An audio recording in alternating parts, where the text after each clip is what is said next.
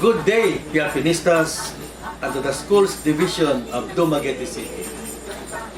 Guided by Presidential Proclamation number 683 in 1991, which declares the month of February as the National Arts Month, with this year's theme, Alab Sining, Alay Sigla.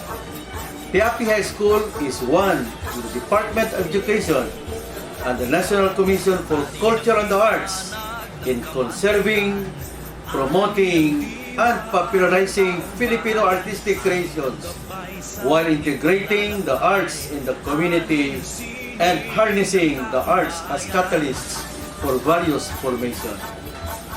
Even in this time of the pandemic or in the new normal, Piapi High School still strives to deliver the best and quality artwork produced by our beloved students, our very own Piapinistas.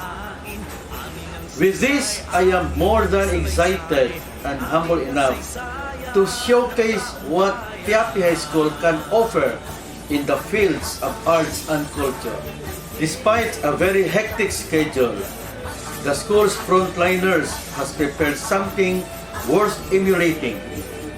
Join us, the teaching and non-teaching personnel of Piapi High School, as we present one spectacular dance popularized and originally choreographed by the National Commission for Culture and the Arts, National Committee on Dance. In Piapi High School, forever we rise. Rise, Piapinistas, rise. Mabuhay ang sining. Ipagmalaki at ipagbunyi. Let's dance, radiate peace and unity across cultures and nations. Let's connect, let's celebrate. Be part of this movement of unity through dance.